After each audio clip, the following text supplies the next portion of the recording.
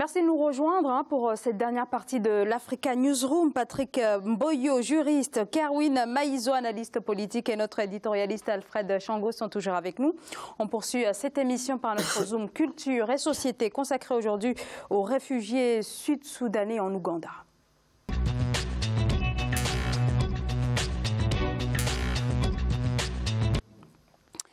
Situé au cœur d'une zone de conflit, l'Ouganda est cité en exemple par le Haut Commissariat des Nations Unies pour les réfugiés. Le pays accueille en effet un grand nombre de réfugiés. Aujourd'hui, plus de 900 000 en provenance notamment du Soudan du Sud. L'une des problématiques majeures concerne leur prise en charge immédiate, particulièrement celle des enfants. Ibrahima Dumaba. L'Ouganda est devenu une terre d'accueil pour les réfugiés de ses pays voisins et principalement du Soudan du Sud. Actuellement, 260 000 Sud-Soudanais sont recueillis dans le nord de l'Ouganda. Plusieurs milliers d'enfants isolés ont été répertoriés dans le camp de Bidi-Bidi, dans le district de Yumbe. Ils y vivent sans leur famille. Nous avons enregistré 9 000 enfants non accompagnés et séparés de leur famille. Des enfants qui ne savent pas si leurs parents sont vivants ou morts. Ils ont suivi la foule venant du Sud-Soudan jusqu'ici. Plus de 100 enfants isolés arrivent chaque jour en Ouganda dans des conditions difficiles. Environ 75 000 enfants isolés sud-soudanais sont répartis entre l'Ouganda, le Kenya et l'Éthiopie. Dans ce camp ougandais, ces enfants bénéficient d'activités ludiques pour se prémunir contre la violence. Au même moment, les autorités font face à une pénurie de l'aide alimentaire. Le programme alimentaire mondial n'a pas pu recevoir suffisamment d'aliments. Par conséquent, au lieu de donner aux réfugiés 100% de rations alimentaires, nous devons passer à 60%. Cette situation a amené le PAM à proposer une aide que nous appelons Cash for Food. Au lieu d'obtenir des aliments qui ne sont pas disponibles, le PAM veut avoir de l'argent pour chercher de la nourriture. Cependant, il n'y a pas assez de nourriture sur le marché. Selon le HCR, l'Agence des Nations Unies pour les réfugiés, l'Ouganda accueille présentement plus de 800 000 réfugiés avec plus de 2000 arrivées chaque jour. Le gouvernement ougandais assure aux réfugiés l'accès aux services publics tels que l'éducation et les soins de santé et leur permet de se déplacer librement, mais aussi de travailler. Les combats en cours au Soudan du Sud ont fait 1,8 million de déplacés, dont la majorité est constituée d'enfants. Pour faire face à cet afflux de réfugiés, les organismes des Nations Unies ont besoin d'au moins 1,4 milliard de dollars. Kerwin Maïzo, le HR estime à plus de 670 millions de dollars l'aide qu'il faudrait apporter à l'Ouganda, mais pour l'instant, seul 1/5 de ce montant est disponible. Est-ce que, in fine, c'est la politique d'accueil de l'Ouganda qui est remis en question, qui pourrait être remis en question? La politique qu'il faut remettre en question avant tout et à n'importe quel prix, c'est la politique belliqueuse de l'Ouganda. C'est un des pays les plus belliqueux de la région. On ne peut pas être pyromane et se plaindre de la fumée ou de la chaleur. Le problème sud-soudanais a été sous-traité pour le compte des pays occidentaux par l'Ouganda. Le Soudan était un grand pays riche, stable. Pour des raisons de profondeur stratégique, les États-Unis et Israël ont voulu diviser ces pays en disant aux Sud-Soudanais, si vous vous séparez du Nord-Soudan, vous deviendrez plus riche. Le Sud-Soudan, c'est presque toute la production pétrolière du Soudan. Et c'est une des plus grandes productions de la gomme arabique au monde. Après la séparation d'avec le Soudan, lorsqu'on a scindé le pays en deux, le Sud-Soudan s'est retrouvé plus pauvre que jamais. La première personne qui s'est battue pour l'autonomie, je vais dire, dans le Soudan du Sud, c'était le général John Garang. Il est mort mystérieusement. Moi, je dirais qu'il a été assassiné. Il revenait d'où? De l'Ouganda. On a mis M. Matiar avec les résultats que l'on connaît. Donc que l'Ouganda ne se plaigne pas. Quand on sème la guerre en République démocratique du Congo, au sud du Soudan, en République centrafricaine et un peu partout, pour les comptes des Occidentaux, il faut subir ce qu'ils subissent. Mais ce n'est pas le pouvoir ougandais qui subit ces conséquences-là, ce sont les réfugiés sud-soudanais. Et c'est cela qui est important. Oui, non, mais là, effectivement, Maïzo a raison sur un point, c'est-à-dire que Yoweri Museveni, c'est un pompier pyromane. qui a semé beaucoup trop de désordre dans cette région de l'Est de l'Afrique, en particulier en RD Congo. Mais simplement, là, sur la question de réfugiés, c'est ça le paradoxe, au fond, de la situation que Maïso soulignait, c'est-à-dire que, d'un côté, effectivement, Yoweri Museveni provoque des crises, des troubles dans la région. De l'autre côté, il a une politique de main tendue aux réfugiés. Ce qui fait effectivement que si on comparait la politique française vis-à-vis des migrants ou des réfugiés qui sont arrivés tout récemment et la politique ougandaise, on se dit, mon Dieu, mais l'Ouganda est de loin le pays le plus accueillant parce que, un, il n'y a pas de discrimination vis-à-vis de ces réfugiés. Les réfugiés qui arrivent dans toutes les localités le long de la frontière, on leur donne des terres pour une politique d'intégration déjà. Politique, vraiment, en attendant leur retour. Donc il y a cette politique d'accueil, un peu comme Angela Merkel a fait en Allemagne. Simplement, il faut aussi que les moyens suivent, c'est-à-dire les institutions internationales des Nations Unies apportent leur quote-part, et puis, mais les pays qui ont été, dont les États-Unis en particulier, qui ont poussé à la naissance de l'État sud-soudanais, puissent aussi apporter leur écoute, justement, dans le règlement de cette crise-là. C'est vrai que le Sud-Soudan aspirait vraiment à la séparation avec le Nord, hein, avec le Soudan, de al-Bashir, parce que justement les Noirs quand même du Sud étaient maltraités, et puis si on ajoute ceux qui sont de l'autre côté à l'Est, les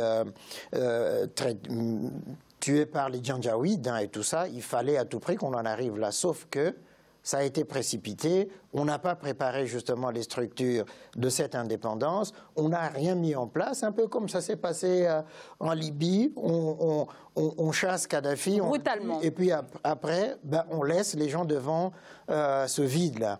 C'est ce qui est en train de se passer aujourd'hui, Riek Machar, qui est en train de faire n'importe quoi. Aujourd'hui au Sud-Soudan, il n'est pas capable de rétablir justement cette entente nationale qui éviterait cet afflux massif des réfugiés, justement. Deux petites précisions rapidement. Il y avait une discussion entre l'indépendance et l'autonomie. Et John Garang était beaucoup plus pour une espèce d'autonomie. Et c'est Machar qui était vraiment pour l'indépendance. Parce que si on avait suivi les chemins de John Garang, on n'en serait pas arrivé là. Et lorsque j'ai dit que c'est bien qu'ils subissent, je ne parlais pas des réfugiés, je parlais des migrants. Non, on est tout à fait d'accord. Oui, bien sûr. Non, bien sûr. Parce que ça déstabilise quand même un État de recevoir 1 million de personnes. C'était par rapport à ça que... Oui, bien entendu, mais voilà, il n'en reste pas moins que voilà, c'est la population qui subit malheureusement les conséquences de cette situation. Patrick Boyo. Moi, je vois l'aspect de réfugiés beaucoup plus au plan interne, la politique intérieure en Ouganda.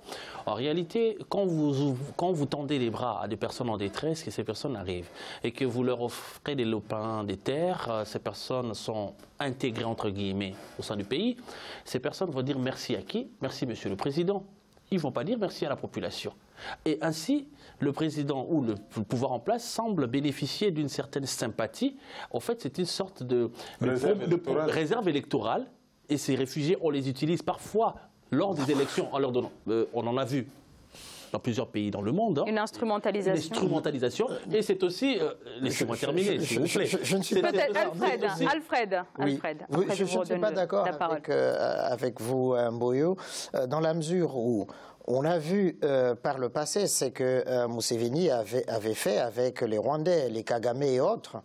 Et puis après, ils sont revenus au Rwanda. C'est une politique quand même d'accueil qui date d'ailleurs d'au-delà de Museveni, puisque c'est Milton. Je voulais y arriver. Vous savez combien de fois les Rwandais, les Tutsis rwandais, il faut le dire, parce que ce n'était pas les Hutus. Combien de fois les Tutsis rwandais ont soutenu les campagnes électorales de Museveni? Paul Kagame l'a dit. Il était même le chargé de sécurité. Il a été intégré même dans l'armée ougandaise. Au point de devenir chef du renseignement militaire. C'est-à-dire qu'on le sait, Museveni n'accueille pas les réfugiés. Non, ce n'est pas tous les Rwandais, mais ils prennent des têtes qui lui servent. Et aujourd'hui... Là, pour le coup, ce n'est pas lui qui avait accueilli les Kagame, c'est Milton Obote au moment de l'indépendance. C'est vrai, ils sont arrivés En 59. Ils sont arrivés avant, avant l'arrivée au pouvoir de Idi Amin Dada. Déjà, Milton Obote, intégré. Milton Obote, Idi Amin Dada, c'est lui qui a continué cette politique. D'ailleurs, c'est lui qui l'a développée. Bien sûr. Sur des demandes, d'ailleurs, du maréchal Mobutu. On va peut-être revenir. Pour revenir à cette situation, je dis que Museveni ne le fait pas de gaieté de cœur, parce qu'il sait que déjà, il a des problèmes avec son Parlement par rapport à sa limite d'âge. Si aujourd'hui, il y aurait des problèmes en Ouganda pour faire partir Yoweri Museveni, les premières personnes à soutenir à la défense, ce serait qui? Ce serait justement les réfugiés. Parce qu'il aurait simplement une seule chose à leur dire, ou je m'arrange pour que vous rentriez chez vous et subir toutes les traumatismes, ou vous me soutenez. La même chose qu'il a fait avec Paul Kagame. Ils sont trop loin des Kampala. Laissez-moi tout vous plaît. Juste signaler qu'ils sont trop loin de Kampala. Ce n'est pas un problème. La distance géographique... Et puis, dans les camps où ils sont, la distance géographique aujourd'hui ne compte pas en stratégie militaire, parce qu'on peut déclencher des guerres même à des milliers de kilomètres. Donc, Yoweri Museveni s'est servi de la diaspora rwandaise ou des réfugiés rwandais qui étaient au Congo-Kinshasa pour monter le mouvement AFDL avec... Monsieur Patrick Boyo, et qu'est-ce qu'il en est pour les réfugiés sud-soudanais? Pour les réfugiés sud-soudanais, je peux dire simplement qu'ils vont être, si la situation dans leur pays ne s'arrange pas, ils vont être malheureusement les dindons de la farce. Parce que Museveni va faire avec eux la même chose qu'il avait fait avec les Tutsis rwandais. Il va les servir, il va les utiliser pour sa cause, pour son besoin. Et là, dans son pays, il y a un problème de maintien au pouvoir par rapport à sa limite d'âge. Il va sûrement trouver la formule pour que les réfugiés soient un épouvantail ou un instrument pour le permettre de passer cette phase. Ce qui est dommage dans cette affaire, c'est que les rations alimentaires sont réduites de 40%, donc il ne reste plus que 60%. Je pense que les pays, les bailleurs de fonds qui sont généralement donneurs des leçons, c'est l'occasion d'intervenir. Si les programmes alimentaires mondiaux en arrivent à manquer des rations alimentaires, je trouve que c'est déplorable. Parce que ce que ces jeunes gens ont vécu, c'est la catastrophe. Les États-Unis ont essayé une expérience de prendre quelques enfants perdus du Sud-Soudan, de les amener aux États-Unis. On les a arrachés des villages du Sud-Soudan jusque dans les grandes villes américaines. J'ai vu des reportages, la plupart sont devenus des drogués, des voyous. Il y en a quelques-uns qui réussissent à aller à l'université. Il n'y avait pas d'accompagnement. Donc il faudrait les aider, par exemple en Ouganda, en aidant le Haut Commissariat des Nations Unies pour les réfugiés pour qu'ils aillent de l'avant. Donc on rappelle que chaque jour, ce sont environ 2000 Sud-Soudanais qui arrivent dans les camps ougandais. On arrive au terme de cette émission. Je vais remercier mes invités, Patrick Mboyo, juriste. Merci d'avoir été avec nous. Et je rappelle que vous êtes l'auteur des clauses sociales dans les marchés publics, paru aux éditions des Impliqués. Merci beaucoup d'avoir été avec nous. Il me semble que vous avez un colloque qui se prépare pour mardi. Oui, il y a un colloque prévu à l'Université d'Evry, Paris-Saclay. Ça aura lieu ce mardi 24 octobre, à l'occasion justement de la parution de ce livre, un colloque que j'ai initié sous la direction de Vincent Bouillet. Et nous aurons plusieurs intervenants, des universitaires, mais aussi des praticiens, afin de parler de quelle manière on peut utiliser la commande publique pour aider les personnes éloignées de l'emploi à trouver du travail. C'est un sujet qui peut beaucoup intéresser les pays africains, parce qu'il y a un outil très important que tous les pays du monde ont, c'est l'achat public. Mais l'achat public peut aussi servir à d'autres choses, notamment donner de l'emploi à ceux qui n'en ont pas. Le colloque, c'est à quelle heure? C'est à partir de 9h à l'Université d'Evry. Il commencera à 9h30, 9h de Paris. Les invités et tous les participants. J'invite tous ceux qui sont à Paris, en France, à pouvoir y assister. Très bien. Merci beaucoup également à Kerwin Maïzo, analyste politique. Merci d'avoir été avec nous ce soir.